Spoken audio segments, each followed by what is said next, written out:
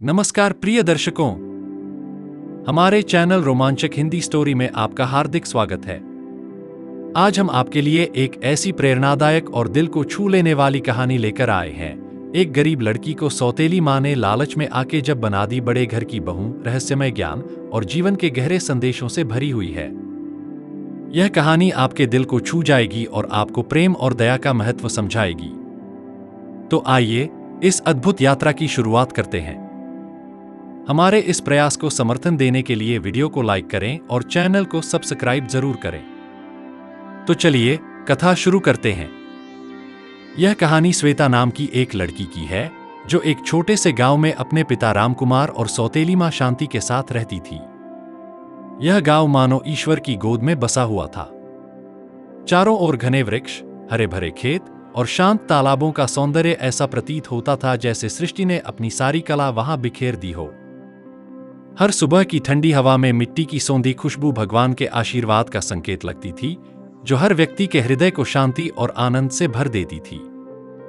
लेकिन इस दिव्य वातावरण के बावजूद श्वेता का जीवन संघर्षों से भरा हुआ था। वह एक गरीब किसान परिवार में जन्मी थी। दुर्भाग्यवश उसके बचपन में ही उसकी मां का देहांत हो गया। पिता रामकुमार, जो ईमानदार और मेहनती व्यक्ति थे, ने कठिन परिस्थितियों में घर की जिम्मेदारियों के लिए दूसरी शादी कर ली। उनकी नई पत्नी शांति स्वभाव से स्वार्थी थी और श्वेता को कभी स्नेह या ममता नहीं दे पाई। उसने श्वेता को अपनी बेटी के रूप में स्वीकार करने के बजाय हमेशा बोझ के रूप में देखा।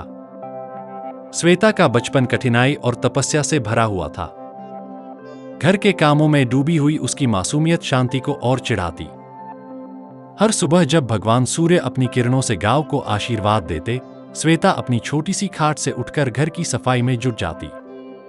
उसके छोटे छोटे हाथों में झाड़ू होती और वह घर के हर कोने को साफ करती। उसकी उम्र भले ही छोटी थी, लेकिन उसकी जिम्मेदारियां एक वयस्क महिला जैसी थीं। श्वेता पढ़ाई से बहुत प्रेम करती थी। स्कूल की किताबें और अध्यापिका के दिए गए ज्ञान में उसे सुकून मिलता था। लेकिन यह सुख अधिक समय तक नहीं टिक पाया। जब वह 5वीं कक्षा में थी तो शांति ने उसकी पढ़ाई छुड़वा दी।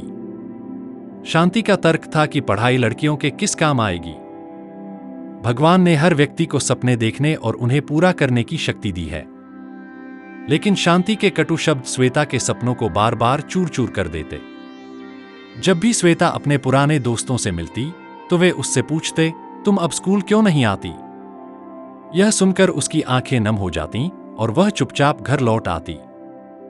वहां शांति का कठोर व्यवहार उसकी प्रतीक्षा करता। श्वेता का घर एक साधारण कच्चा मकान था, जिसकी मिट्टी की दीवारें बारिश के समय सीलन से भर जातीं और गर्मियों में तंदूर की तरह तपने लगतीं। यह मकान केवल 2 कमरों का था। एक कमरे में उसके पिता रामकुमार और सौतेली मां शांति रहते थे, जबकि दूसरे कमरे में श्वेता अपने छोटे सौतेले भाई बहनों के साथ सोती थी।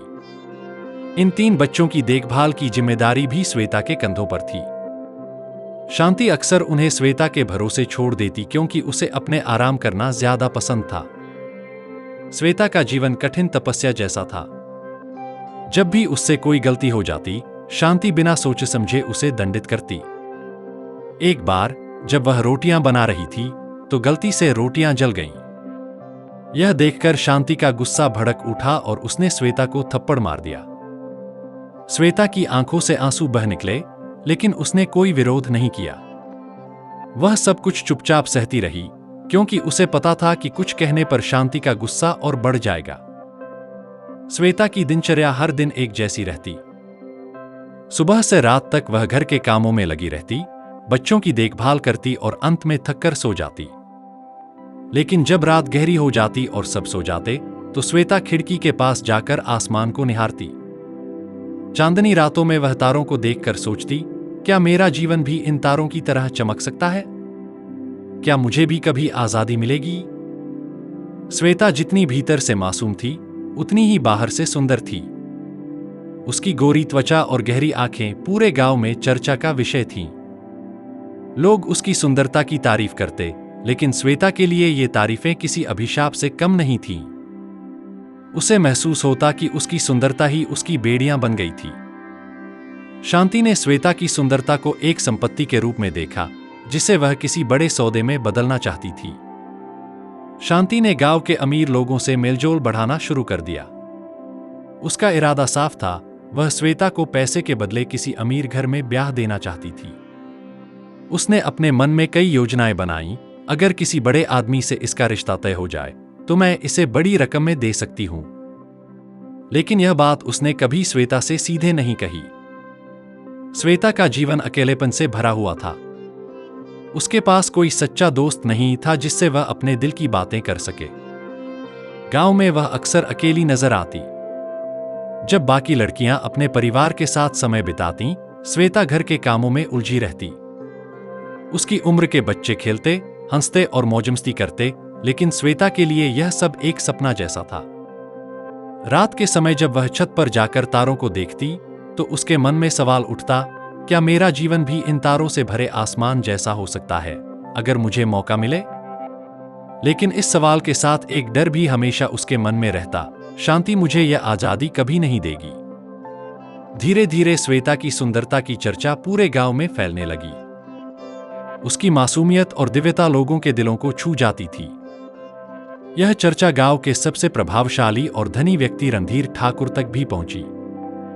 रणधीर ठाकुर के पास बड़े बड़े खेत, आलीशान हवेली और कई नौकर चाकर थे। उनका नाम सुनते ही लोग उनकी संपत्ति और शक्ति का बखान करने लगते। सौतेली मां शांति के मन में लालच का बीज अंकुरित हो चुका था। उसने महसूस किया कि ठाकुर का आना एक स्वर्णिम अवसर है जिसे वह किसी भी कीमत पर खोना नहीं चाहती थी। शांति ने बड़े आदर और विनम्रता के साथ ठाकुर का स्वागत किया और उन्हें बैठने के लिए स्थान दिया। रणधीर ठाकुर का इतिहास अत्यंत प्रभावशाली था। उनका परिवार पीढ़ियों से इस गांव और आसपास के क्षेत्र पर प्रभाव रखता आया था। उनकी हवेली गांव से कुछ दूरी पर स्थित थी, लेकिन उसकी भव्यता और शान और शौकत गांव के हर व्यक्ति को मोहित कर देती थी। गांव के ज्यादातर खेत ठाकुर के स्वामित्व में थे और शेष किसान उनकी भूमि पर मजदूरी करते थे। गांव के लोग उनकी शक्ति और प्रभाव से भयभीत रहते थे, क्योंकि उनकी अवहेलना करने वालों को बर्बादी का सामना करना पड़ता था। रणधीर ठाकुर का बेटा विवेक ठाकुर अपने पिता से भी अधिक घमंडी और निर्दयी था। उसकी रहस्यमयी निगाहें और क्रूर स्वभाव गांव के लोगों में डर पैदा करते थे। महिलाओं के प्रति उसके अनुचित व्यवहार की कहानियां पूरे गांव में सुनी जाती थीं, लेकिन ठाकुर परिवार की ताकत के सामने कोई विरोध करने की हिम्मत नहीं करता था। उस दिन जब रणधीर ठाकुर श्वेता के घर पहुंचे, उनकी चमचमाती गाड़ी और उसके पीछे चल रही 3 अन्य गाड़ियां गांव में उनके रुतबे का प्रदर्शन कर रही थीं। उस समय श्वेता रसोई में काम कर रही थी और शांति बरामदे में बैठी थी। जैसे ही गाड़ियों की आवाज सुनाई दी, शांति का दिल लालच और उत्साह से भर गया। उसने जल्दी से अपने दुपट्टे को ठीक किया और दरवाजे पर दौड़ी। दरवाजा खोलते ही शांति ने ठाकुर को देखकर आदरपूर्वक कहा, आइए ठाकुर साहब, यह घर तो आपके कदमों की राह देखता है। ठाकुर ने हल्की मुस्कान दी और घर के अंदर आ गए। उनका चेहरा गंभीर था और उनकी आंखों की चमक किसी के भी हृदय में डर पैदा कर सकती थी। शांति ने उन्हें तुरंत खाट पर बैठने का न्योता दिया और फिर श्वेता को आवाज लगाई, श्वेता, जल्दी से ठंडा पानी लेकर आ। श्वेता ने बिना कुछ पूछे रसोई से पानी लाने की तैयारी की, लेकिन उसका मन बेचैन था।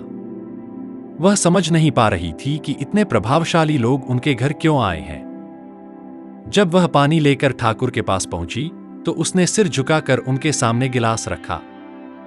रणधीर ठाकुर की नजरें श्वेता पर टिक गईं। उसकी सुंदरता और मासूमियत उनकी कल्पना से भी अधिक निकली। उसकी पवित्रता और सौम्यता ने जैसे ठाकुर के मन को छू लिया। उन्होंने पानी का गिलास उठाया, लेकिन उनकी आंखें लगातार श्वेता पर टिकी रहीं। वहीं उनके बेटे विवेक ठाकुर की नजरों में कुछ और ही भाव थे। उसमें एक अजीब सा अहंकार और लालच झलक रहा था। विवेक जानता था कि वह जो चाहता है उसे पाना उसकी आदत है, और अब श्वेता भी उसके लिए बस एक और चीज थी जिसे वह अपनी संपत्ति बनाना चाहता था। शांति, जो पहले ही समझ चुकी थी कि रणधीर ठाकुर का यहां आना क्या मायने रखता है, बहुत चतुराई से बातचीत शुरू करने लगी। उसने मुस्कुराते हुए कहा, ठाकुर साहब, आपका हमारे घर आना हमारे लिए सौभाग्य की बात है। आपके चरणों से हमारा आंगन पवित्र हो गया है। अब तो हमारी किस्मत बदलना तय है। रणधीर ठाकुर ने गंभीरता से कहा, तुम्हारी बेटी श्वेता बहुत सुंदर है। शांति ने अपनी खुशी छुपाते हुए कहा, ठाकुर साहब, यह तो हमारे लिए गर्व की बात होगी। लेकिन उसने अपनी बात अधूरी छोड़ दी ताकि ऐसा लगे कि वह सोच समझकर जवाब दे रही है। रणधीर ठाकुर उसकी चालाकी को भांप गए और मुस्कुराते हुए बोले, शांति, अगर तुम्हारी बेटी का रिश्ता हमारे परिवार में हो जाता है तो तुम्हारी सारी परेशानियां खत्म हो जाएंगी। मैं तुम्हें 2 लाख रुपए दूंगा। इन पैसों से तुम्हारी पूरी जिंदगी बदल सकती है। शांति का दिल तेजी से धड़कने लगा। 2 लाख रुपए उसके लिए किसी सपने से कम नहीं थे। उसकी आंखों में लालच साफ झलकने लगा, लेकिन उसने खुद को संयत रखते हुए कहा, ठाकुर साहब, आप सही कह रहे हैं, लेकिन मेरी बेटी बहुत मासूम है। वह इन सब बातों को नहीं समझेगी। धीरेंद्र ने उसकी बात बीच में ही काटते हुए कहा, तुम्हें उसकी चिंता करने की जरूरत नहीं है। हमारे घर में वह रानी की तरह रहेगी। उसे किसी चीज की कमी नहीं होगी। बस तुम्हारी हां चाहिए। विवेक, जो अब तक चुपचाप अपने पिता की बातें सुन रहा था, अपनी भावनाएं छुपा नहीं सका। उसकी आंखों में गुस्सा और असंतोष झलक रहा था। वह श्वेता को अपने तरीके से पाना चाहता था, बिना किसी परंपरा या शादी के बंधन के। शांति के मन में अब कोई संदेह नहीं था। 2 लाख रुपए उसकी जिंदगी बदल सकते थे। उसने श्वेता के भविष्य के बजाय अपने स्वार्थ को प्राथमिकता दी। उसके मन में बस यही विचार था कि इन पैसों से वह एक बड़ा घर बना सकती है और समाज में सम्मान पा सकती है। थोड़ा नाटक करते हुए उसने कहा, ठाकुर साहब, हम गरीब लोग हैं। हमें इस बारे में सोचने के लिए थोड़ा समय चाहिए। धीरेंद्र ने उसकी चालाकी समझते हुए कहा, ठीक है, सोच लो, लेकिन ज्यादा वक्त नहीं है। मैं चाहता हूं कि शादी 1 हफ्ते में हो जाए। तुम्हें पैसे मिल जाएंगे। बस ध्यान रखना कि श्वेता आज से घर से बाहर नहीं जाएगी। हमें नहीं चाहिए कि उसकी सुंदरता पर किसी और की नजर पड़े। शांति ने सिर हिलाते हुए हामी भरी। उसकी आंखों में खुशी और लालच की झलक साफ दिख रही थी। उसने मन ही मन सोचा, अगर मैंने 2 लाख की बजाय 4 लाख मांग लिए होते तो शायद वह भी दे देते। श्वेता को इस सब की कोई जानकारी नहीं थी। जब ठाकुर और उनके लोग चले गए तो शांति ने श्वेता को पास बुलाया और कहा, अब से तुम घर के बाहर नहीं जाओगी और कोई काम भी नहीं करोगी। तुम्हारे लिए एक बड़ा रिश्ता आया है। श्वेता ने हैरानी से पूछा, रिश्ता? किसका? शांति ने कहा, रणधीर ठाकुर के बेटे विवेक का। वह बहुत अमीर है। तुम्हें बस आराम से रहना होगा। कोई काम नहीं करना पड़ेगा। यह सुनकर श्वेता स्तब्ध रह गई। उसने कभी सपने में भी नहीं सोचा था कि उसकी जिंदगी में इस तरह का बदलाव आएगा। उसका मन घबराहट और असमंजस से भर गया, लेकिन उसने कुछ नहीं कहा। उसे यह सब समझने में समय लग रहा था। उसे पता था कि उसकी सौतेली मां शांति उसकी भलाई के बारे में कभी नहीं सोचती, लेकिन यह अचानक तय हुई शादी उसके लिए एक अनिश्चित और भयावह भविष्य का संकेत दे रही थी। रणधीर ठाकुर और उनके बेटे विवेक के जाने के बाद श्वेता के मन में उथल पुथल मच गई। वह समझ नहीं पा रही थी कि उसकी जिंदगी में इतनी जल्दी और अचानक यह बदलाव क्यों आ रहा है। उसके मन में सवालों का सैलाब उमड़ पड़ा। ऐसे बड़े लोग हमारे जैसे गरीबों के घर रिश्ता क्यों लेकर आए हैं? वह इन सवालों के उत्तर ढूंढने की कोशिश करती रही, लेकिन कोई जवाब नहीं मिला। शांति ने उसे केवल इतना बताया कि अब से वह घर के बाहर नहीं जा सकेगी। यह सुनकर श्वेता और भी घबरा गई। उसे लगने लगा कि उसकी जिंदगी अब किसी कैदखाने में बदलने वाली है, जहां उसकी इच्छाओं और स्वतंत्रता को पूरी तरह से कुचल दिया जाएगा। वह खिड़की से बाहर झांकने लगी। गांव के बच्चे खेल रहे थे, महिलाएं अपने घरों के बाहर झाड़ू लगा रही थीं और पुरुष खेतों की ओर जा रहे थे। ये सब दृश्य पहले श्वेता के लिए बहुत साधारण थे, लेकिन अब ये उसे पराई और अनमोल लगने लगे। उसे लगने लगा जैसे वह इन सब चीजों से हमेशा के लिए दूर होती जा रही है। वह सोचने लगी, क्या यह वही जिंदगी है जिसका मैंने कभी सपना देखा था? रात होने पर जब सब सोने चले गए तो श्वेता अपने बिस्तर पर अकेली बैठी थी। उसके मन में विचारों का एक तूफान चल रहा था। उसे अपने बचपन की यादें ताजा हो आईं। वह दिन जब वह बिना किसी चिंता के अपने दोस्तों के साथ खेला करती थी, स्कूल जाती थी और उसके पिता रामकुमार उसे खुश रखने की हर संभव कोशिश करते थे। लेकिन अब सब कुछ बदल चुका था। उधर शांति अपने मन में नई योजनाएं बना रही थी। वह सोच रही थी, 2 लाख रुपए किसी खजाने से कम नहीं। अब मुझे किसी बात की चिंता करने की जरूरत नहीं है। उसने मन ही मन कल्पना की कि इन पैसों से वह एक बड़ा घर बनवा सकती है, नई साड़ियां खरीद सकती है और गांव में अपनी प्रतिष्ठा बढ़ा सकती है। उसकी आंखों में लालच की चमक साफ नजर आ रही थी। श्वेता पूरी तरह अनजान थी।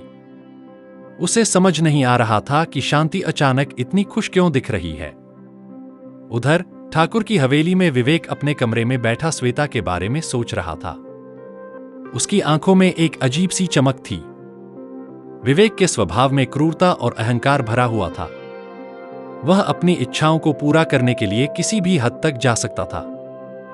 उसने श्वेता की मासूमियत और सुंदरता को देखा था, लेकिन उसके मन में श्वेता के प्रति कोई सच्ची भावना नहीं थी। विवेक के मन में एक चालाक योजना बन रही थी। उसने सोचा, पिता ने मुझे बिना मेरी मर्जी के शादी में बांधने की कोशिश की है, लेकिन श्वेता मेरे लिए सिर्फ एक वस्तु नहीं बल्कि एक चुनौती है और मुझे उसे अपने तरीके से हासिल करना है। इस बीच ठाकुर परिवार ने शादी की तैयारियां शुरू कर दी थी। हवेली में हलचल मची हुई थी। नौकर चाकर दिन रात काम में जुटे हुए थे। रणधीर ठाकुर ने ठान लिया था कि यह शादी पूरे गांव में एक मिसाल बनेगी। शादी के लिए गांव के बाहर एक विशाल पंडाल लगाया जा रहा था। पकवानों की तैयारियां हो रही थीं। गांव के लोग इस भव्य आयोजन को लेकर उत्साहित थे, लेकिन श्वेता के मन में डर गहराता जा रहा था। रामकुमार ने श्वेता के कमरे में आकर उसे देखा। उसके चेहरे पर चिंता के भाव साफ झलक रहे थे। वह जानते थे कि श्वेता इस शादी से खुश नहीं है, लेकिन वह कुछ नहीं कर सकते थे। उनके पास न तो शक्ति थी और न ही साधन कि वे ठाकुर परिवार के खिलाफ खड़े हो सके। रामकुमार ने श्वेता के सिर पर हाथ फेरते हुए कहा, बेटी, मैं जानता हूं कि यह सब अचानक हो रहा है और तुझे यह अजीब लग रहा होगा, लेकिन याद रखना, मैं हमेशा तेरे साथ हूं। अगर तुझे कोई तकलीफ हो तो मुझे जरूर बताना। श्वेता ने अपने पिता की आंखों में देखा। वह कुछ कहना चाहती थी, लेकिन शब्द उसके होठों तक नहीं आ पाए। उसकी आंखों से आंसू बह निकले।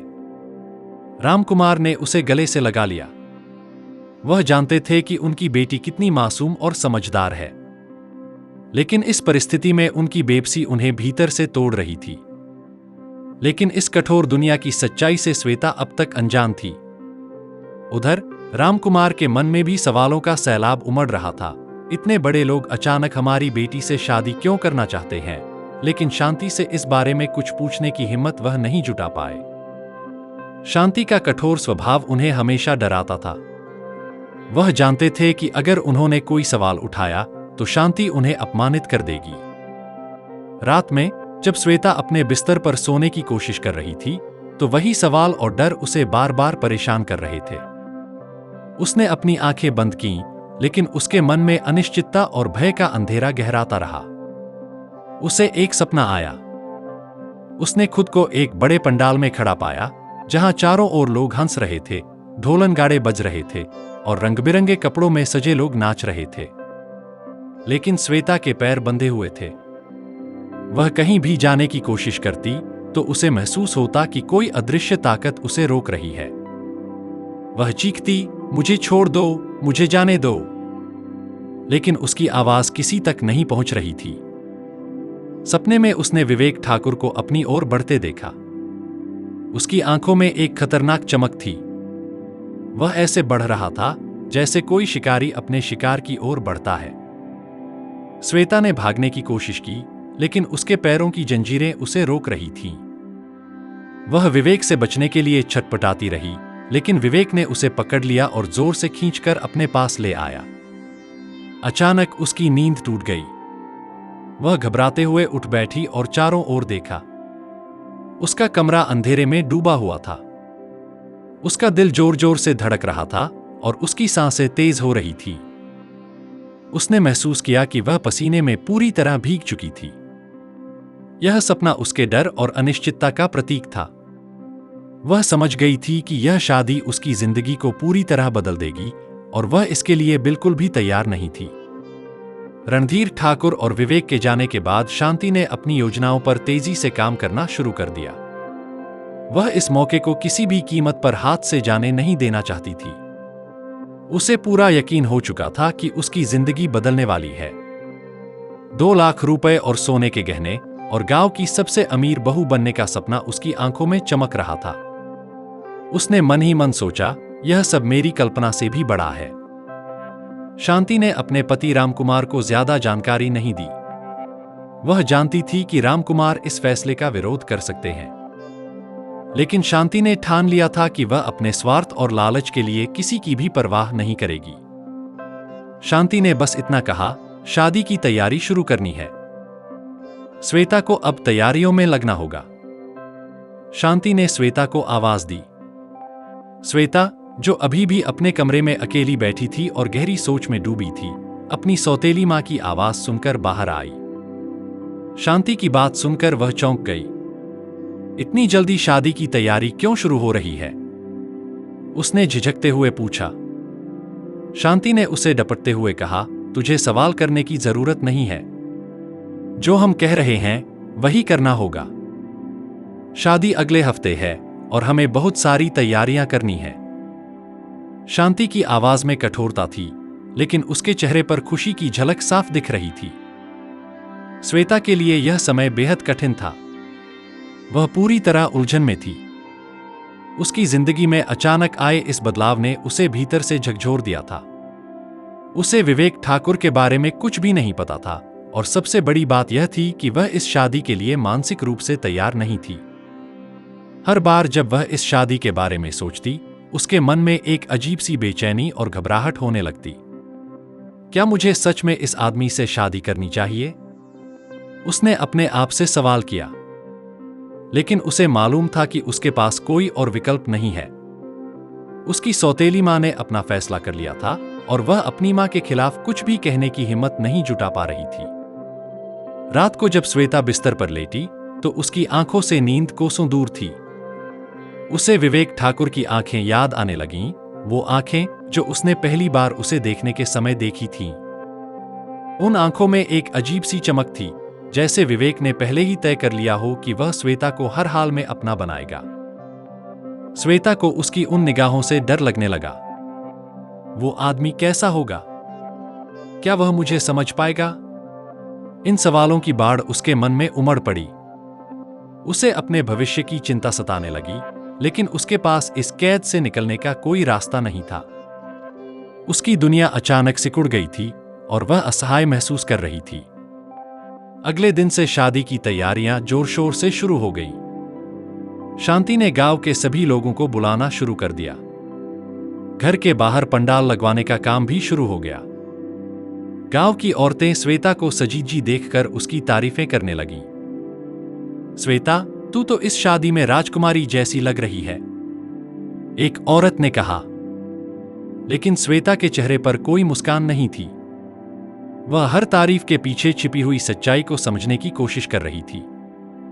उसके मन में बार बार सवाल उठ रहे थे, क्या ये लोग सच में मेरी खुशी के बारे में सोच रहे हैं? जब श्वेता को शादी के लिए कपड़े पहनाए जा रहे थे तो उसे अजीब सा महसूस हुआ। भारी भरकम लाल जोड़े में उसने खुद को असहाय पाया। उसने कभी इतने गहने और इतने भव्य कपड़े नहीं पहने थे। श्वेता ने आईने में खुद को देखा। वह एक सजीजी दुल्हन की तरह दिख रही थी, लेकिन उसके चेहरे पर चिंता और उदासी के भाव साफ झलक रहे थे। उसकी आंखों में कोई खुशी नहीं थी, बस डर, बेचैनी और एक अनिश्चित भविष्य का साया मंडरा रहा था। बल्कि उसके चेहरे पर डर और उलझन के भाव साफ झलक रहे थे। शांति ने उसे डांटते हुए कहा, तू क्यों ऐसे मुंह बना रही है? तुझे पता भी है तेरे भाग्य कितने बड़े हैं। रणधीर ठाकुर के घर जा रही है, वहां तुझे किसी चीज की कमी नहीं होगी। श्वेता चुप रही। उसे कुछ भी कहने का मन नहीं हुआ। वह जानती थी कि उसकी मां उसकी भावनाओं को कभी नहीं समझेगी। उधर ठाकुर के घर में भी शादी की तैयारियां जोरों पर थीं। लेकिन विवेक ठाकुर इन तैयारियों से उत्साहित नहीं था। वह शादी के पूरे आयोजन को सिर्फ एक औपचारिकता मान रहा था। विवेक के मन में शादी को लेकर कोई विशेष उत्साह नहीं था। वह इसे एक बंधन समझता था जो उसकी आजादी छीन सकता था। उसने अपने दोस्तों से कहा, यह शादी तो बस एक दिखावा है। मेरे लिए इसका कोई मतलब नहीं है। मुझे बस श्वेता चाहिए और उसे हासिल करने का यही तरीका है। विवेक के मन में श्वेता के प्रति कोई सच्चा प्यार नहीं था। वह उसे केवल एक औरत के रूप में देखता था जिसे वह अपने तरीके से पाना चाहता था। शादी उसके लिए सिर्फ एक औपचारिकता थी जो समाज और परिवार के दबाव में करनी पड़ रही थी। जैसे जैसे शादी का दिन करीब आने लगा, शांति ने श्वेता को विदाई की तैयारियों में भी शामिल कर लिया। श्वेता के लिए यह सब बहुत अजीब और अप्रिय था। उसे अपने पिता रामकुमार की बहुत याद आने लगी। वह जानती थी कि उसके पिता इस शादी से खुश नहीं थे, लेकिन वे कुछ भी करने में असमर्थ थे। एक दिन रामकुमार ने श्वेता से कहा, बेटी, अगर तुझे कुछ भी ठीक न लग रहा हो तो मुझे बता देना। मैं कुछ भी करने को तैयार हूं। लेकिन श्वेता ने अपने पिता को कोई जवाब नहीं दिया। वह जानती थी कि उनके पास इस स्थिति से बाहर निकलने का कोई रास्ता नहीं था। विदाई की तैयारियां भी शुरू हो चुकी थीं। गांव की औरतें श्वेता को घेरे हुए बैठी थीं और उसे सजाने संवारने में लगी थीं। श्वेता को यह सब बिल्कुल अच्छा नहीं लग रहा था। रात को जब वह सोने की कोशिश कर रही थी, उसे एक और सपना आया। सपने में उसने खुद को एक अंधेरे कमरे में कैद पाया। कमरे की दीवारें काली और ठंडी थीं। वह बार बार दरवाजा खोलने की कोशिश कर रही थी, लेकिन दरवाजा बंद था। अचानक उसे विवेक ठाकुर की आवाज सुनाई दी, जो कह रहा था, तू इस कमरे से कभी बाहर नहीं निकल सकेगी। श्वेता ने दरवाजा पीटने की कोशिश की, लेकिन उसकी आवाज किसी तक नहीं पहुंची। तभी उसे महसूस हुआ कि उसकी जंजीरें और भी कस गई हैं। वह घबराकर उठ बैठी। उसकी सांसें तेज हो गईं और वह पसीने में तरबतर थी। उसे समझ नहीं आ रहा था कि यह सपना था या हकीकत। उसके दिल में यह डर बैठ गया था कि यह शादी उसके लिए एक कैद साबित होगी। शादी का दिन आ गया। पूरे गांव में इस शादी की धूमधाम की चर्चा थी। श्वेता के घर पर सुबह से ही हलचल मची हुई थी। हर तरफ रौनक थी, गहनों की चमक, रंग बिरंगे कपड़े और शहनाई की गूंज। लेकिन इस पूरे माहौल में श्वेता के दिल में खुशी की बजाय डर और असमंजस का साया गहरा होता जा रहा था। श्वेता का दिल तेजी से धड़क रहा था।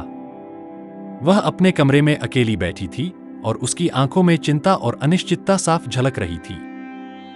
गांव के कई लोग शादी की तैयारियों में जुटे हुए थे। महिलाएं श्वेता को सजाने संवारने में लगी हुई थीं, उसे दुल्हन के रूप में सबसे खूबसूरत दिखाने की कोशिश कर रही थीं। लेकिन श्वेता का मन इन सब तैयारियों से कहीं दूर था। वह बार बार अपने भविष्य के बारे में सोच रही थी। क्या मैं सच में इस शादी के लिए तैयार हूं? उसने खुद से यह सवाल बार बार किया। महिलाओं ने उसे लाल रंग का भारी भरकम लहंगा पहनाया, जो सोने की कढ़ाई से सजा हुआ था। उसके माथे पर झील, मांग टीका और नाक में एक बड़ी सी नथ थी, जो उसकी सुंदरता को और बढ़ा रही थी। उसकी आंखों में काजल और होठों पर हल्का गुलाबी रंग उसकी मासूमियत में गहराई जोड़ रहे थे। जब श्वेता आईने के सामने खड़ी हुई, तो उसे अपनी ही परछाई पहचान में नहीं आई। वह एक बेहद खूबसूरत दुल्हन की तरह दिख रही थी, लेकिन उसके चेहरे पर खुशी की जगह एक गहरी उदासी थी। उसकी आंखों में एक अजीब सा खालीपन था, जो उसके भीतर की बेचैनी को बयां कर रहा था। शांति ने श्वेता की तरफ देखा और मुस्कुराते हुए कहा, आज तू कितनी सुंदर लग रही है। तुझे देखकर रणधीर ठाकुर भी गर्व महसूस करेंगे कि उन्होंने तुझे अपनी बहू चुना है। श्वेता ने कोई जवाब नहीं दिया। उसने अपनी मां की बात सुनी, लेकिन उसके मन में सवाल और डर की हलचल मची हुई थी। उधर ठाकुर परिवार की हवेली में भी तैयारियां जोरों पर थीं। विवेक ठाकुर को शादी के जोड़े में सजाया जा रहा था। उसने एक भारी शेरवानी पहनी हुई थी, जिसमें सोने के बटन और महीन कढ़ाई की सजावट थी। उसके चेहरे पर हल्की मुस्कान थी, लेकिन उसकी आंखों में वही घमंड और कठोरता साफ झलक रही थी, जो श्वेता ने पहली मुलाकात में देखी थी। विवेक का मन इस शादी को लेकर उलझन में था। उसे यह बात पसंद नहीं आ रही थी कि वह इस शादी के बंधन में बंधने जा रहा है। मुझे तो बस श्वेता चाहिए थी, लेकिन यह शादी मेरे लिए क्यों जरूरी है? उसने खुद से सवाल किया। विवेक का असली मकसद केवल श्वेता को पाना था, लेकिन शादी के नाम पर वह खुद को बांधता हुआ महसूस कर रहा था। उसने अपने पिता से पहले भी कहा था कि उसे शादी की कोई जरूरत नहीं है। यह सब होते हुए भी दोनों परिवारों की तैयारियां अपनी जगह जारी थीं। लेकिन श्वेता और विवेक दोनों ही इस शादी से अलग अलग कारणों से असंतुष्ट और उलझन में थे। लेकिन रणधीर ठाकुर ने यह फैसला विवेक के विरोध के बावजूद लिया।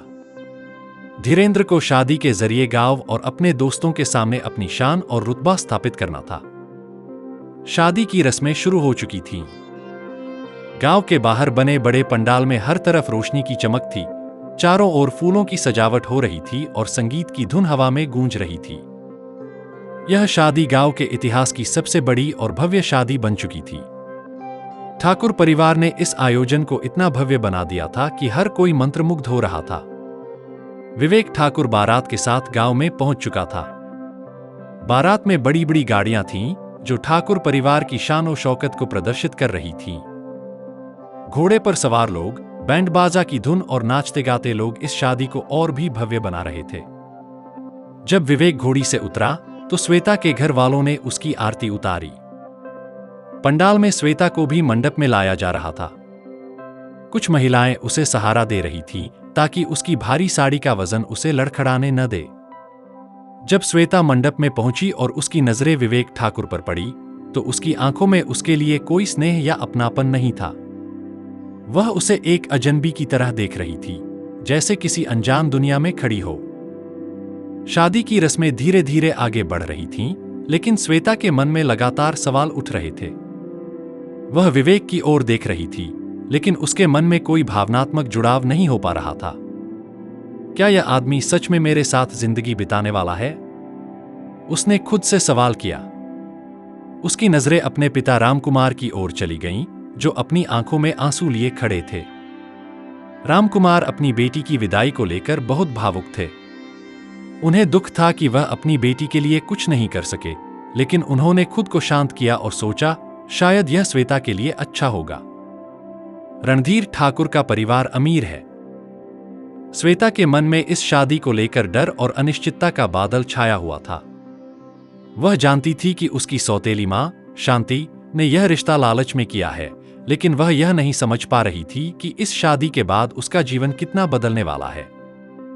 फेरों के समय, जब पंडित जी मंत्र पढ़ रहे थे और श्वेता और विवेक ठाकुर अग्नि के चारों ओर घूम रहे थे, श्वेता का मन और भी ज्यादा उलझ गया।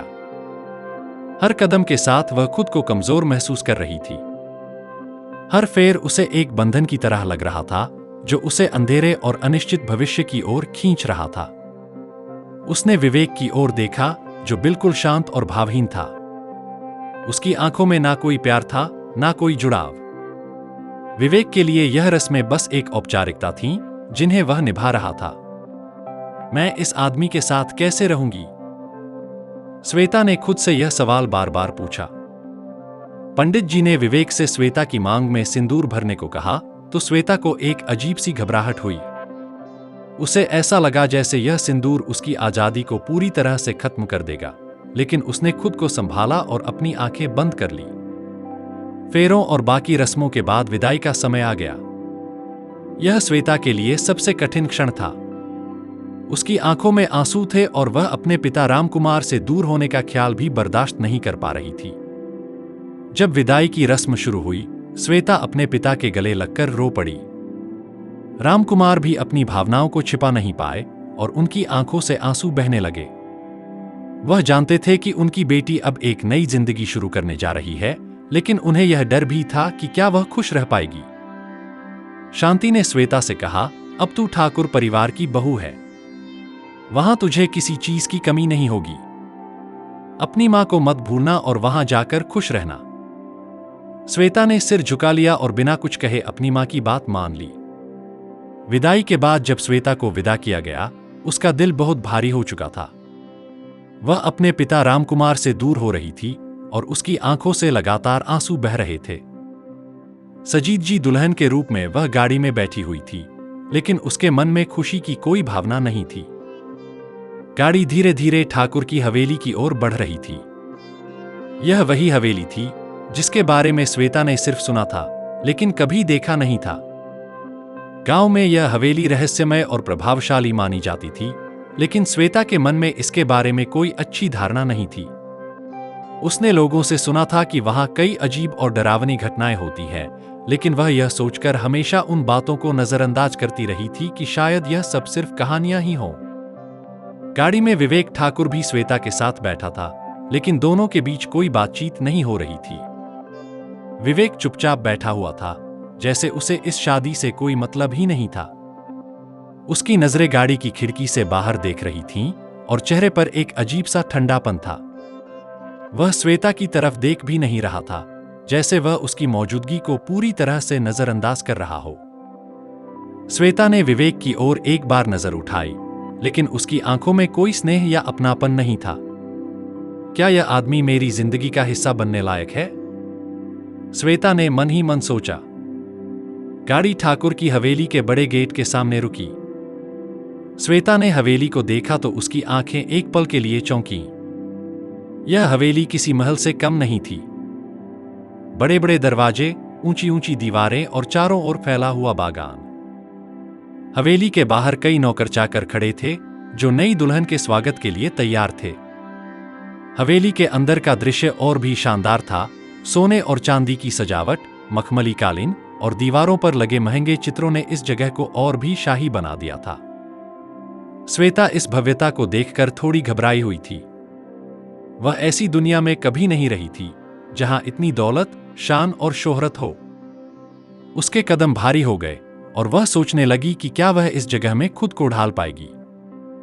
दरवाजे पर खड़ी श्वेता को देखकर नौकर चाकर तुरंत उसके स्वागत में लग गए। लीजिए बहू जी, आपका स्वागत है। उनकी आवाजों में आदर था, लेकिन श्वेता को यह आदर कुछ बनावटी और अजीब सा लगा। हवेली के मुख्य द्वार पर श्वेता का गृह प्रवेश की रस्म शुरू हो गई। रणधीर ठाकुर पहले से ही वहां मौजूद थे। उन्होंने श्वेता को देखकर एक हल्की मुस्कान दी, लेकिन उनकी आंखों में वही पुरानी रहस्यमयी चमक थी।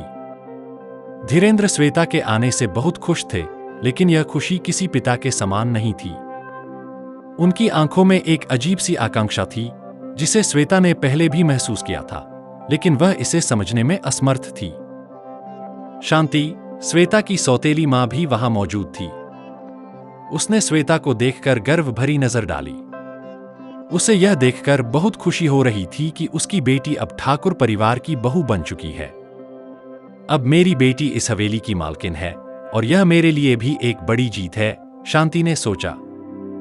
गृह प्रवेश की रस्म पूरी होने के बाद श्वेता को ठाकुर परिवार के बाकी सदस्यों से मिलवाया गया। हवेली के कई हिस्से ऐसे थे जिन्हें उसने पहले कभी नहीं देखा था। अब उसे इस जगह को अपना घर मानना था, लेकिन इस नए माहौल में वह बहुत अजनबी और अनहसी महसूस कर रही थी। विवेक ठाकुर का व्यवहार अभी भी अजीब था। उसने श्वेता से कोई बात नहीं की और उसकी ओर कोई खास ध्यान भी नहीं दिया। ऐसा लग रहा था जैसे वह इस शादी से पूरी तरह उदासीन हो। यह देखकर श्वेता के मन में और भी सवाल उठने लगे। विवेक ठाकुर का यह ठंडापन उसे और भी असहज कर रहा था। उसने सोचा कि शायद विवेक को इस शादी के लिए मजबूर किया गया है और वह इस रिश्ते से खुश नहीं है। लेकिन श्वेता खुद भी इस रिश्ते से खुश नहीं थी, इसलिए वह विवेक की भावनाओं को समझने की कोशिश कर रही थी। विवेक ने कमरे में जाकर अपने कपड़े बदले और फिर बिना कुछ कहे हवेली के अंदर के दूसरे हिस्से में चला गया। उसकी ये हरकतें श्वेता को चौंकाने वाली लग रही थीं, लेकिन उसने खुद को शांत रखा। श्वेता को हवेली के ऊपरी हिस्से में स्थित एक बड़े और शानदार कमरे में ले जाया गया। यह कमरा किसी महल के कमरे से कम नहीं था। दीवारों पर सुंदर चित्र और सोने की सजावट थी। बिस्तर इतना बड़ा था कि उस पर 5 लोग आराम से सो सकते थे। कमरे के कोने में एक सुंदर नक्काशीदार दरवाजा था, जो पुराने समय की महलनुमा चीजों का हिस्सा लगता था। श्वेता को यह कमरा देखकर आश्चर्य हुआ, लेकिन उसने महसूस किया कि वह इसमें सहज महसूस कर रही थी। यह मेरा घर नहीं है, उसने सोचा।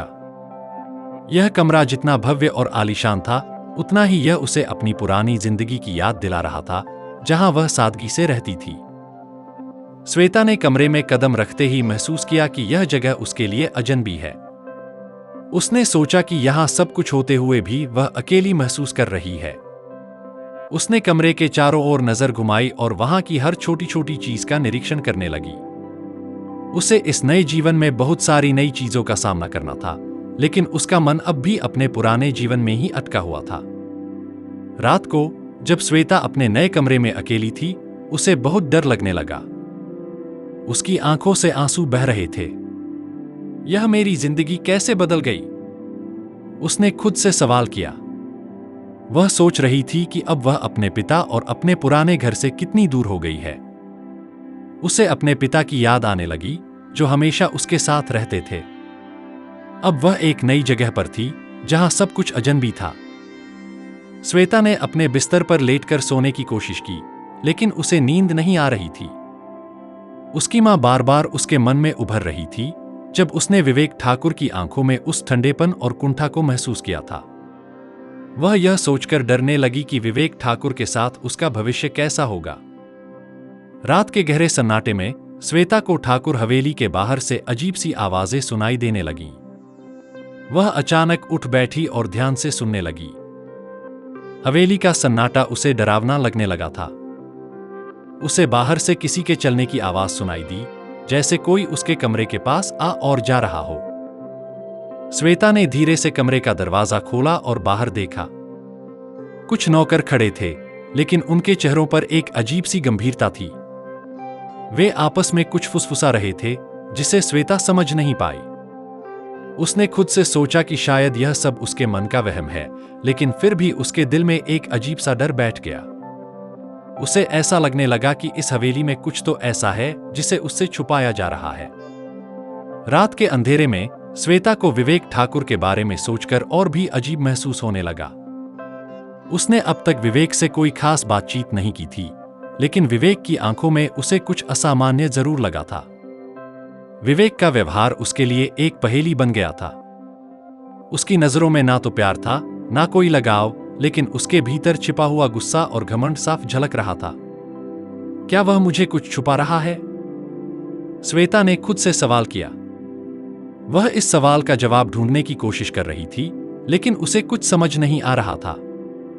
उसके मन में कई तरह के विचार घूम रहे थे, लेकिन वह किसी नतीजे पर नहीं पहुंच पा रही थी। श्वेता को ठाकुर हवेली में आए कुछ ही घंटे हुए थे, लेकिन उसे ऐसा लग रहा था जैसे वह कई सालों से इस भारी और रहस्यमय वातावरण में फंसी हुई है। रात की गहराई बढ़ने के साथ ही हवेली और भी डरावनी लगने लगी थी। हवेली का सन्नाटा, दीवारों पर टंगे पुराने चित्र और हर कोने से आने वाली हल्की हल्की आवाजें उसे बेचैन कर रही थीं। श्वेता अपने बिस्तर पर बैठी थी, लेकिन उसे नींद नहीं आ रही थी। वह बार बार अपने कमरे के बाहर से आने वाली आवाजों पर ध्यान देने की कोशिश कर रही थी। कभी कभी उसे ऐसा महसूस होता कि हवेली के गलियारों में कोई हलचल हो रही है। क्या यहां सचमुच कुछ छिपा हुआ है? उसने खुद से पूछा। हवेली के बड़े से वाड़ों से हवा के गुजरने की आवाज उसके दिल में डर भर देती। उसे यह हवेली अब और भी रहस्यमय लगने लगी थी। उसकी मां बार बार सवाल करती, क्या इस हवेली में कुछ ऐसा है जिसे मुझे छुपाया जा रहा है? श्वेता को विवेक के साथ अब तक का अनुभव बहुत अजीब और डरावना लग रहा था। शादी के बाद से विवेक हमेशा चुप और गंभीर रह रहा था। अगली सुबह जब श्वेता उठी तो उसने देखा कि विवेक कमरे में नहीं था। उसने सोचा कि वह शायद हवेली के किसी दूसरे हिस्से में होगा, लेकिन उसे याद आया कि रात में भी विवेक बहुत देर से आया था और आते ही बिना कुछ कहे सो गया था। वह मुझसे बात क्यों नहीं करता? श्वेता ने मन ही मन सोचा। विवेक का यह व्यवहार उसे और भी उलझन में डाल रहा था। दिन में श्वेता को ठाकुर परिवार के बाकी सदस्यों से मिलने का मौका मिला। हवेली में रणधीर ठाकुर के अलावा कुछ और रिश्तेदार भी रहते थे, जो इस भव्य और बड़े घर का हिस्सा थे। श्वेता को उनसे मिलवाया गया, लेकिन उनकी नजरें भी अजीब थीं। हवेली की एक पुरानी नौकरानी, जिसका नाम कमल था, श्वेता के पास आई। वह थकी हुई और उदास सी दिख रही थी, और उसकी आंखों में एक अजीब सी चमक थी, जो श्वेता को थोड़ी डरावनी लगी। कमल ने धीरे से श्वेता के कान में कहा, बहू रानी, इस हवेली में बहुत सारे राज छिपे हैं। यहां सब कुछ वैसा नहीं है जैसा दिखता है। श्वेता चौंकते हुए पूछ बैठी, क्या मतलब? कैसी बातें कर रही हो? कमल ने इशारे से हाथ बढ़ाते हुए कहा, इस हवेली में जो दिखता है उसे पर भरोसा मत करना। बहुत कुछ छिपा हुआ है। उसकी आवाज धीमी और रहस्यमयी थी। इस बात ने श्वेता के मन में और भी ज्यादा डर भर दिया। वह समझ नहीं पा रही थी कि कमल किस बारे में बात कर रही थी, लेकिन उसके शब्दों ने एक अजीब सा संदेह पैदा कर दिया। क्या इस हवेली में कुछ ऐसा है जिसे मुझे छुपाया जा रहा है? उसने खुद से पूछा। रात में जब सब सो गए, श्वेता ने सोचा कि वह हवेली के कुछ हिस्सों को खुद जाकर देखेगी। उसके मन में जो डर और संदेह पैदा हो रहा था, उसने उसे हवेली के रहस्यों को जानने के लिए प्रेरित किया। आखिरकार श्वेता धीरे धीरे अपने कमरे से बाहर निकली और हवेली के गलियारे में चलने लगी। हवेली के गलियारे बहुत बड़े और जटिल थे। हर कोने में कोई न कोई पुरानी चीज रखी हुई थी। कहीं ताजे फूलों का गुलदस्ता तो कहीं पुराने समय के दीपक। हवेली की छत इतनी ऊंची थी कि उनके ऊपर तक नजर पहुंचना मुश्किल था। वह गलियारे से गुजरते हुए हवेली के पीछे के हिस्से में पहुंची, जहां बहुत कम रोशनी थी। वहां उसे एक भारी लकड़ी का दरवाजा दिखा, जो काफी पुराना लग रहा था। दरवाजे पर एक बड़ा सा ताला लगा हुआ था। इसे देखकर श्वेता का मन और भी बेचैन हो गया। यह दरवाजा क्यों बंद है और यहां इतना अंधेरा क्यों है? उसने मन में सवाल किया। श्वेता धीरे धीरे दरवाजे के पास गई और उसकी कुंडी को खींचने लगी। दरवाजा हल्की सी आवाज के साथ खुलने लगा, लेकिन अंदर का दृश्य अंधकार में डूबा हुआ था। जैसे ही वह दरवाजा खोलने की कोशिश कर रही थी, अचानक पीछे से किसी के कदमों की आहट सुनाई दी। उसने जल्दी से दरवाजा बंद कर दिया और पीछे मुड़कर देखा। रणधीर ठाकुर वहां खड़े थे। उन्होंने श्वेता की ओर घूरते हुए कहा, तुम यहां क्या कर रही हो? तुम्हें यह हिस्सा नहीं देखना चाहिए था। उनकी आवाज में कठोरता और गंभीरता थी, जिसे सुनकर श्वेता का दिल तेजी से धड़कने लगा। वह समझ गई थी कि इस दरवाजे के पीछे कुछ ऐसा है जिसे रणधीर ठाकुर और उनके परिवार जानबूझकर छुपा रहे हैं। डरी हुई श्वेता ने कहा, मैं बस यहां घूम रही थी। मुझे नहीं पता था कि यहां आना मना है। धीरेंद्र ने उसकी बात को नजरअंदाज करते हुए कहा, यह हिस्सा हमारे परिवार के लिए खास है। यहां बिना इजाजत कोई नहीं आता। यह सुनकर श्वेता को यह साफ हो गया कि हवेली में कुछ गहरे रहस्य छिपे हुए हैं, लेकिन वह अब कुछ और सवाल करने की हिम्मत नहीं जुटा पाई। धीरेंद्र ने उसे तुरंत वापस जाने का इशारा किया और श्वेता चुपचाप वहां से लौट आई। अगले दिन विवेक का व्यवहार और भी रहस्यमय हो गया। वह सुबह से ही घर में नहीं था और किसी ने यह नहीं बताया कि वह कहां गया है। श्वेता ने कई बार उससे बातचीत करने की कोशिश की, लेकिन विवेक ने उसे पूरी तरह से नजरअंदाज कर दिया। वह दिन भर हवेली के बाहर रहा और जब रात हुई तो वह वापस आया, लेकिन आते ही अपने कमरे में चला गया और दरवाजा बंद कर लिया। श्वेता ने विवेक के इस व्यवहार को देखकर सोचा, यह आदमी क्या छुपा रहा है? वह मुझसे बात क्यों नहीं करता? रात को श्वेता ने तय किया कि वह विवेक से हर हाल में बातचीत करेगी और उसके रहस्यमय व्यवहार का कारण जानने की कोशिश करेगी। हवेली के नौकर चाकर भी एक अजीब तरह की फुसफुसाहट में लगे रहते। जब वे श्वेता के पास होते तो धीरे धीरे आपस में बातें करते और फिर अचानक चुप हो जाते। यह सब देखकर श्वेता को और भी अजीब लगने लगा।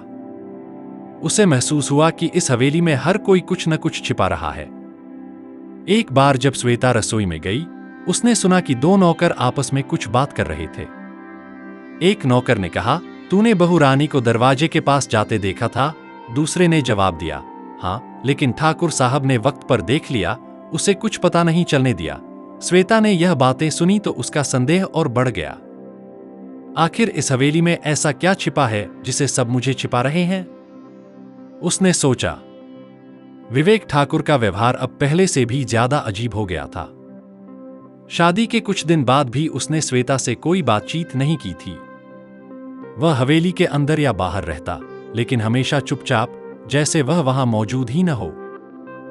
जब वह श्वेता के पास होता तो उसकी आंखों में एक अजीब सी उदासी और घमंड दिखाई देती। श्वेता के मन में हर दिन सवाल बढ़ते जा रहे थे। यह आदमी मुझसे इतना क्यों डर बना रहा है?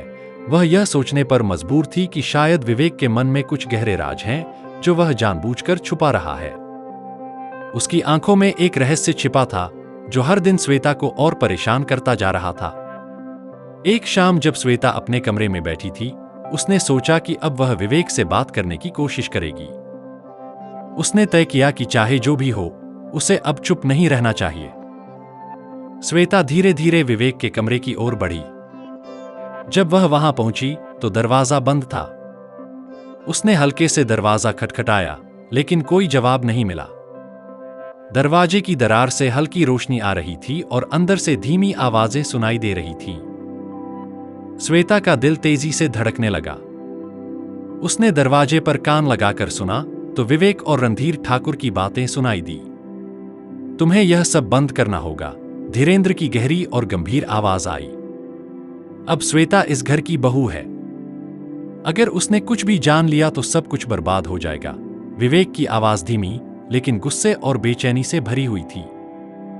मुझे कोई फर्क नहीं पड़ता पिताजी। मैंने यह शादी आपके कहने पर की है, लेकिन मैं इसे अपने तरीके से निभाऊंगा। श्वेता के लिए मेरे मन में कोई जगह नहीं है।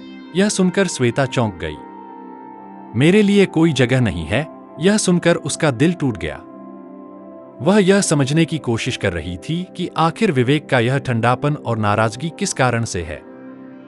धीरेंद्र ने फिर से कहा, तुम्हें समझना होगा विवेक, यह सिर्फ एक शादी नहीं है। इससे हमारी प्रतिष्ठा जुड़ी है। तुम्हें अपना व्यवहार बदलना होगा। विवेक ने बिना कोई जवाब दिए कुछ कदम पीछे हटाए और दरवाजे की ओर बढ़ा। यह देखकर श्वेता तेजी से अपने कमरे की ओर लौट गई ताकि विवेक को पता न चले कि वह उनकी बातें सुन रही थी। जब श्वेता अपने कमरे में लौटी, उसके मन में कई सवाल उमड़ने लगे। यह सब क्या हो रहा है? विवेक मुझसे इतनी डरी क्यों बना रहा है? ठाकुर साहब क्यों चाहते हैं कि वह अपना व्यवहार बदले? रणधीर ठाकुर की बातों से उसे यह साफ हो गया था कि इस शादी के पीछे कुछ और ही मकसद है। उसे यह भी समझ में आ गया कि विवेक इस शादी से खुश नहीं है और शायद उसे जबरदस्ती इस रिश्ते में बांधा गया है। श्वेता ने सोचा कि वह इस स्थिति का सामना कैसे करेगी। वह चाहती थी कि उसके जीवन में कुछ स्थिरता आए, लेकिन अब उसे महसूस होने लगा था कि उसकी जिंदगी धीरे धीरे एक गहरे रहस्य में डूब रही है। कुछ दिन बाद श्वेता को हवेली के गुप्त हिस्से के बारे में और भी जानकारी मिली। एक दिन जब वह रसोई में बैठी थी, उसने नौकरों की बातें फिर से सुनी। उनमें से एक नौकर ने कहा, बहू रानी अब हवेली के उस हिस्से में नहीं जाती जहां वह रात को गई थी। ठाकुर साहब ने उसे रोक दिया था। दूसरे ने जवाब दिया, हाँ, वहां जो छिपा है वह अगर किसी को पता चल गया तो सब कुछ बर्बाद हो जाएगा। श्वेता ने यह बातें सुनी तो उसका संदेह और बढ़ गया। आखिर इस हवेली में ऐसा क्या छिपा है जिसे सब मुझे छिपा रहे हैं? उसने सोचा। श्वेता ने तय किया कि वह अब और चुप नहीं बैठेगी। उसे इस रहस्य का पता लगाना था और इसके लिए वह हवेली के गुप्त हिस्से को फिर से देखने का प्रयास करेगी। अगली रात जब हवेली में सब सो रहे थे, श्वेता ने फिर से उस गुप्त दरवाजे की ओर जाने का फैसला किया। वह धीरे धीरे चलकर दरवाजे तक पहुंची, लेकिन इस बार दरवाजा पहले से खुला हुआ था। श्वेता का दिल तेजी से धड़कने लगा। उसने दरवाजे के अंदर झांकने की कोशिश की। अंदर का दृश्य पहले से भी ज्यादा डरावना था। कमरे में धुंधली रोशनी थी और दीवारों पर पुरानी तस्वीरें टंगी थीं। कमरे के बीचों बीच एक पुरानी सी मेज रखी थी जिस पर कुछ किताबें और पुराने कागज रखे हुए थे। श्वेता ने ध्यान से देखा और पाया कि उन कागजों में कुछ अजीब बातें लिखी हुई थीं। वह धीरे धीरे मेज के पास गई और उन कागजों को पढ़ने लगी। कागजों में जो बातें लिखी थीं, उन्हें पढ़कर श्वेता के होश उड़ गए। उनमें रणधीर ठाकुर के पुराने किस्से लिखे थे जो बताते थे कि कैसे उन्होंने अपने स्वार्थ के लिए कई लोगों की जिंदगी बर्बाद की थी। श्वेता ने देखा कि उन कागजों में कई ऐसे नाम थे जिनके बारे में उसने पहले सुना था। गांव के कुछ बड़े लोग जो अचानक गायब हो गए थे और जिनके बारे में कोई भी कुछ नहीं जानता था। वह सब रणधीर ठाकुर के कारनामे थे। क्या यह सब सच है? क्या रणधीर ठाकुर ने इतने लोगों की जिंदगी बर्बाद की है? श्वेता का मन इन सवालों से भर गया। वह समझ गई थी कि इस हवेली में कुछ बहुत बड़ा और घिनौना छिपा हुआ है। उसे अब एहसास हो गया था कि वह एक ऐसे जाल में फंसी हुई है जहां से निकलना आसान नहीं होगा। अगले दिन विवेक का व्यवहार और भी रहस्यमय हो गया।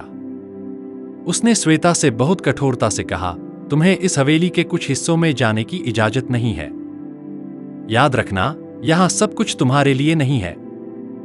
श्वेता को यह सुनकर बहुत बुरा लगा। उसने सोचा, यह आदमी मुझसे इतनी नफरत क्यों करता है? क्या यह भी रणधीर ठाकुर की तरह ही है? विवेक की आंखों में अब पहले से भी ज्यादा ठंडापन और क्रूरता थी। वह श्वेता को अपनी जिंदगी से पूरी तरह बाहर रखने की कोशिश कर रहा था। अब श्वेता के पास सिर्फ एक ही रास्ता था, हवेली के रहस्यों का पर्दाफाश करना और खुद को इस जाल से बाहर निकालना। उसने तय कर लिया कि वह सच्चाई का सामना करेगी, चाहे इसके लिए उसे कितने भी खतरे क्यों न उठाने पड़े। श्वेता के सामने ठाकुर हवेली के रहस्यों की परतें धीरे धीरे खुलने लगी थीं। उसने अब तक जितना जाना था वह केवल एक झलक मात्र थी। विवेक और रणधीर ठाकुर के छिपे हुए राज उसके सामने आने लगे, लेकिन फिर भी कई सवाल उसके मन में बने हुए थे। उसने एक बार फिर उन कागजात को याद किया जिनमें रणधीर ठाकुर के काले कारनामों के बारे में लिखा हुआ था। उसे अब साफ हो गया था कि ठाकुर परिवार के नाम के पीछे एक काला सच छुपा हुआ है। उसने खुद से सवाल किया, क्या यह हवेली सिर्फ एक घर है या यहां कुछ और बड़ा छिपा हुआ है? विवेक का रहस्यमय और क्रूर व्यवहार भी उसे परेशान कर रहा था। विवेक मुझे क्यों नजरअंदाज करता है? इस रिश्ते से दूर क्यों भागता है? क्या यह सिर्फ शादी से बचने का एक तरीका है या इसके पीछे कुछ और बड़ा राज है? एक दिन श्वेता ने ठाकुर हवेली के पुराने नौकरों से बात करने का फैसला किया। कमला, जो हवेली की सबसे पुरानी नौकरानी थी, श्वेता के लिए एकमात्र ऐसा व्यक्ति थी जिससे वह कुछ जानने की उम्मीद कर सकती थी। एक शाम जब हवेली में सन्नाटा पसरा हुआ था, श्वेता ने कमला को अपने पास बुलाया और धीरे धीरे उसे हवेली के बारे में पूछना शुरू किया। कमला, इस हवेली में कुछ तो छिपा हुआ है।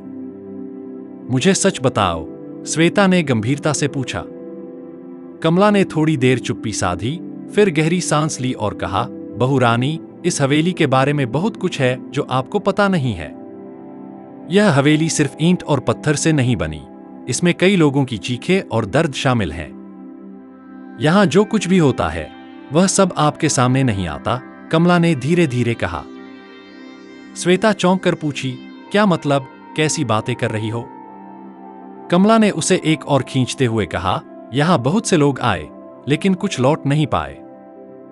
यहां की हवाओं में एक अजीब सी खामोशी है। रणधीर ठाकुर बहुत चालाक आदमी है, लेकिन उनकी ताकत इंसानियत से परे है। कमला की बातों से श्वेता को समझ आने लगा कि रणधीर ठाकुर का अतीत बहुत गहरा और डरावना है।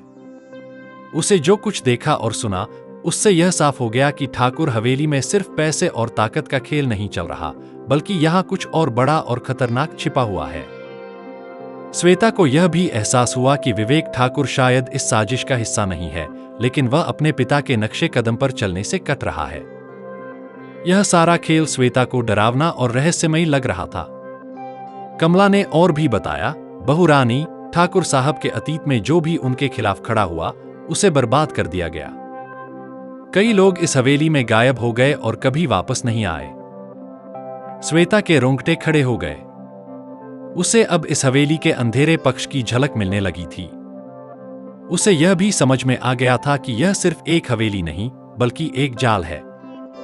उधर विवेक का व्यवहार भी दिन प्रतिदिन और अजीब होता जा रहा था। वह अब श्वेता से पूरी तरह कट चुका था और उसे देखकर दूर चला जाता था।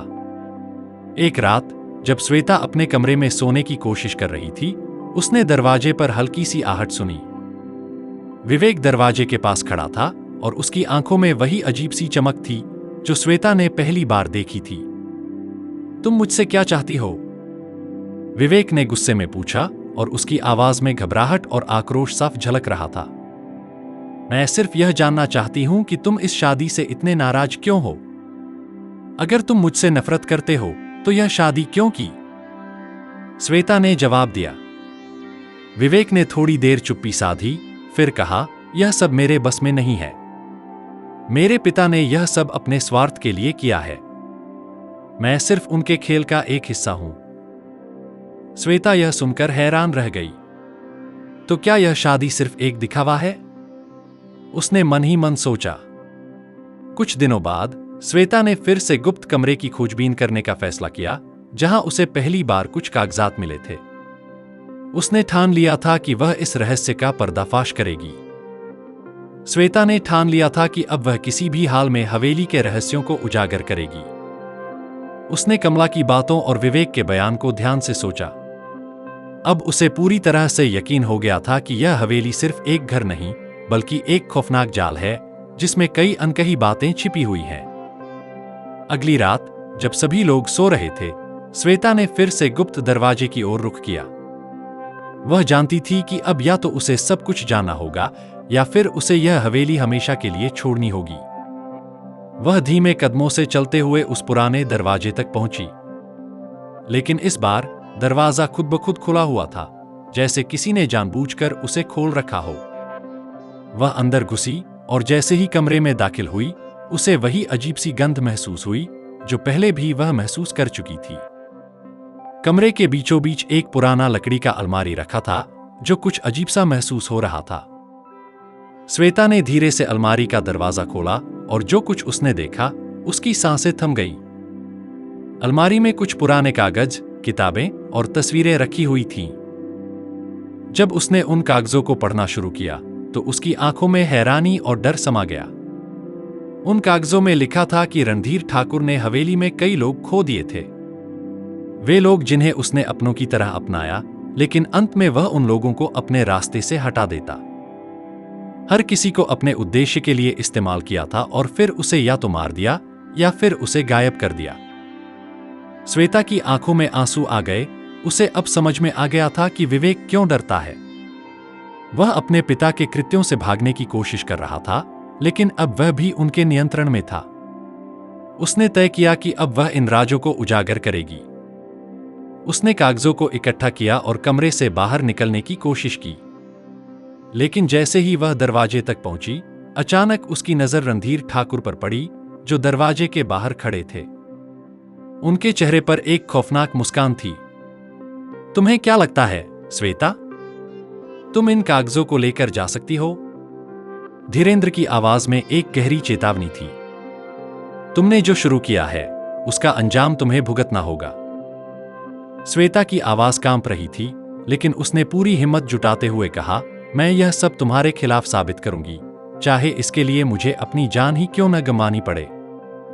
रणधीर ठाकुर ने उसकी बातों को नजरअंदाज करते हुए धीरे धीरे कदम बढ़ाए। तुम्हारी जान की कोई कीमत नहीं है, श्वेता। तुम समझ नहीं रही हो। इस हवेली में सब कुछ मेरे नियंत्रण में है। अब तुम इस खेल का हिस्सा बन चुकी हो। श्वेता ने एक गहरी सांस ली और बिना पीछे मुड़े आगे बढ़ी। उसे अब यह समझ में आ चुका था कि यह लड़ाई सिर्फ उसकी नहीं, बल्कि उस हवेली और उस परिवार के स्याह इतिहास के खिलाफ थी। वह पूरी तरह से जानती थी कि उसका रास्ता अब बहुत कठिन है, लेकिन अब उसे खुद को साबित करना था। उसने हर हाल में इस रहस्य को दुनिया के सामने लाने की ठान ली थी, और अगर इसके लिए उसे अपनी जान भी देनी पड़ी तो वह पीछे नहीं हटेगी। विवेक ने भी अब इसे स्वीकार किया था कि वह अपने पिता के खिलाफ खड़ा नहीं हो सकता था, लेकिन वह श्वेता को इस संघर्ष से बाहर रखना चाहता था। श्वेता ने विवेक से फिर से संपर्क करने की कोशिश की, लेकिन वह हमेशा कुछ दूर भागता रहा। अब सब कुछ श्वेता के ऊपर था। क्या वह सच को दुनिया के सामने ला पाएगी? क्या वह इस हवेली के अंधेरे राजों से खुद को और अपने रिश्ते को बचा पाएगी? श्वेता की यात्रा अब एक मोड़ पर पहुंच चुकी थी, जहां उसे न सिर्फ अपनी जान का खतरा था, बल्कि पूरे ठाकुर परिवार की अंधेरी सच्चाई से भी जूझना था।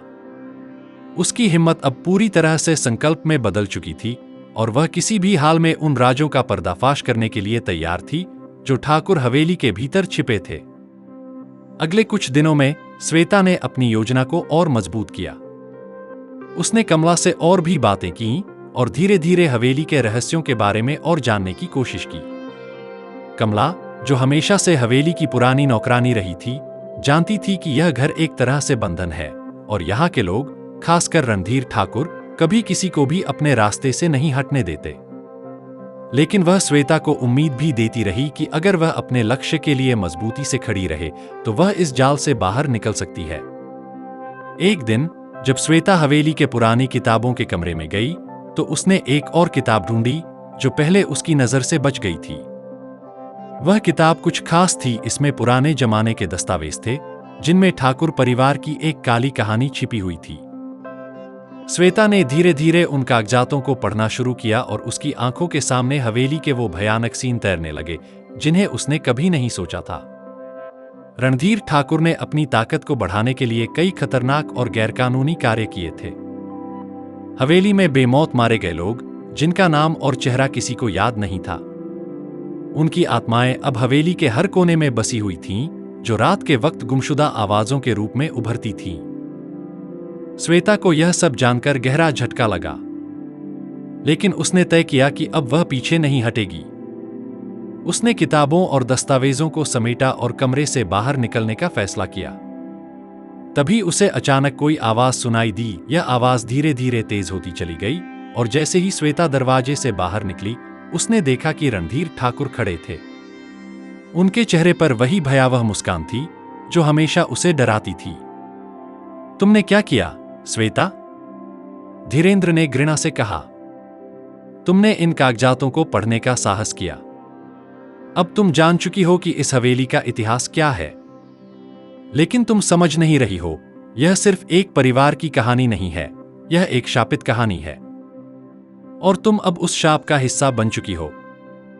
श्वेता की आंखों में डर था, लेकिन उसने उसे नजरअंदाज करते हुए कहा, मैं सच को जान चुकी हूं ठाकुर साहब।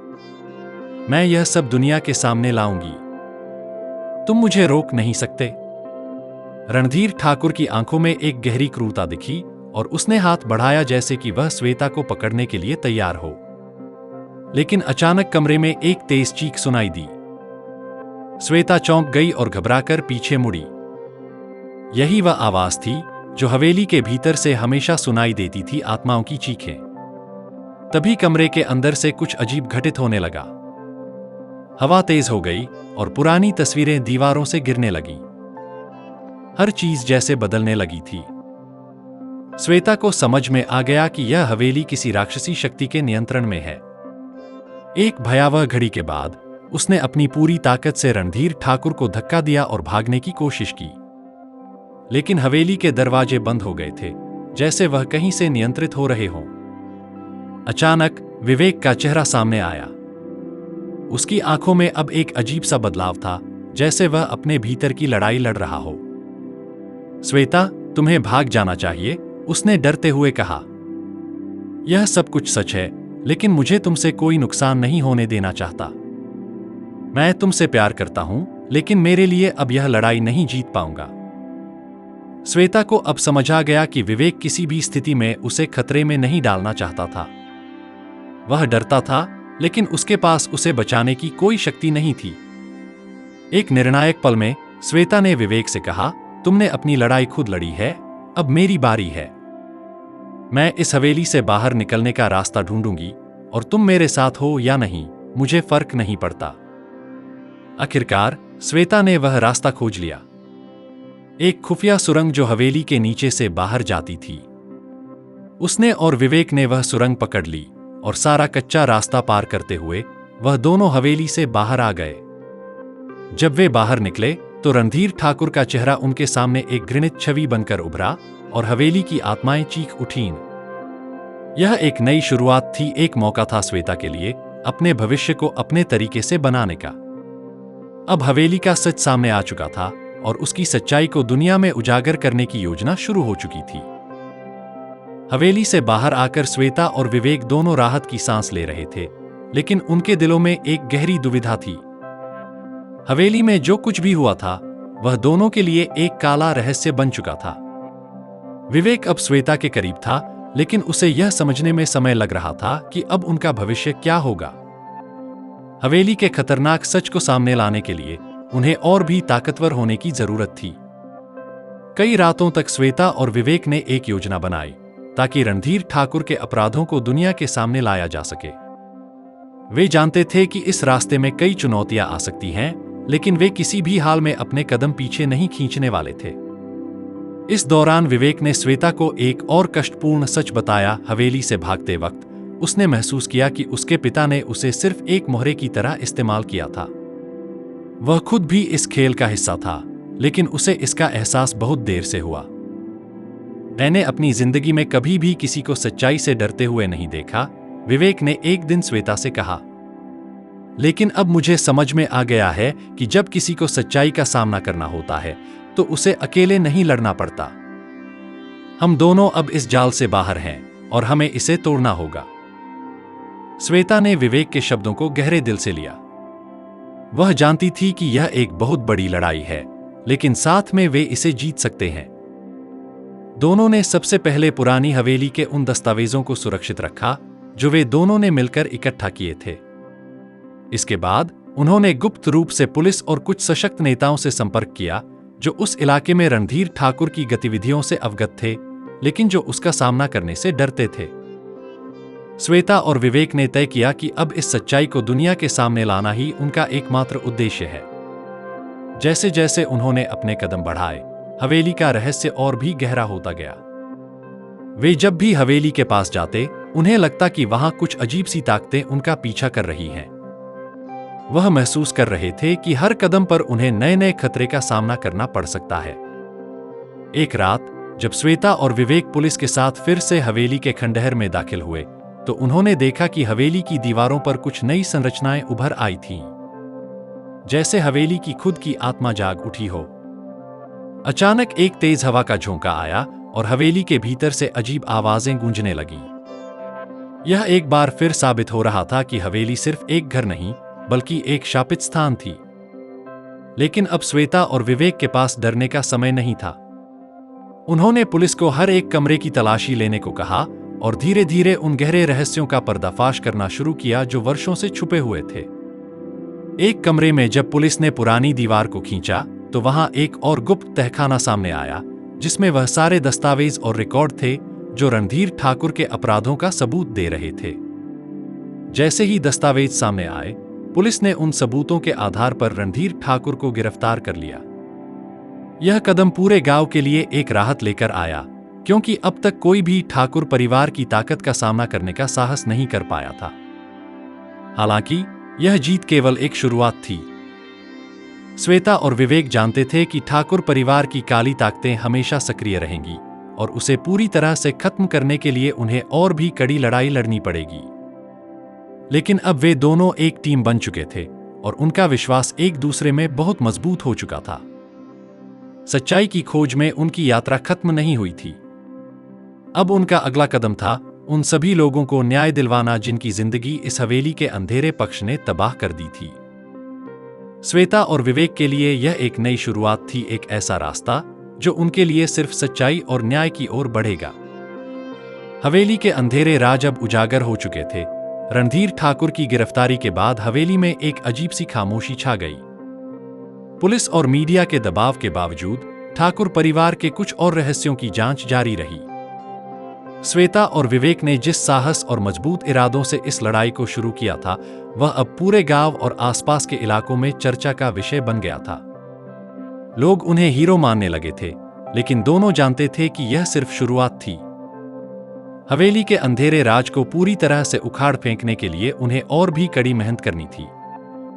विवेक ने अब तक जो कुछ भी महसूस किया था, वह एक भारी बोझ की तरह उसके कंधों पर था।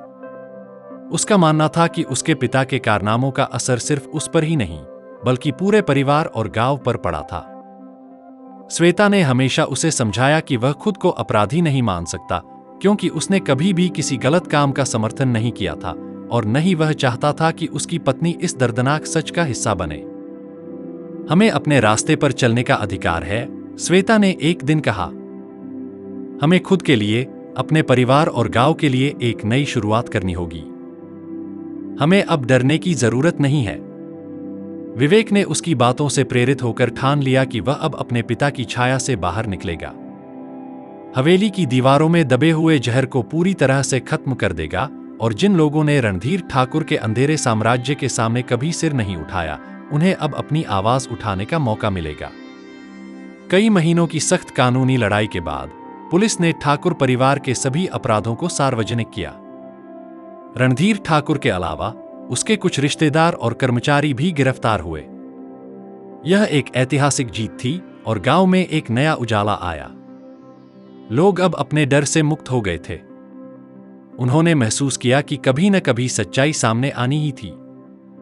लेकिन अब भी एक सवाल श्वेता और विवेक के मन में था, क्या हवेली का काला सच पूरी तरह से खत्म हो चुका था या फिर कहीं और भी कुछ छुपा हुआ था? एक दिन जब श्वेता और विवेक हवेली में एक आखिरी बार आए तो उन्हें लगा कि हवेली अभी भी उन्हें अपनी तरफ खींच रही थी।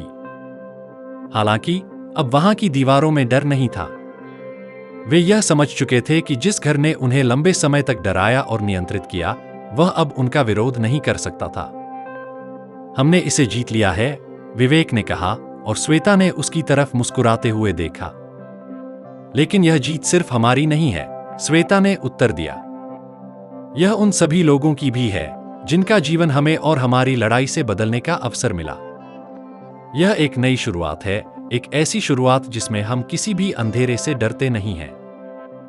हवेली से बाहर कदम रखते हुए उन्होंने न केवल अपने जीवन को बदलने की ठानी, बल्कि उन्होंने यह भी ठान लिया कि वे उन सभी के लिए एक मिसाल बनेंगे जिन्होंने कभी सोचा था कि वे अंधेरे में खो जाएंगे।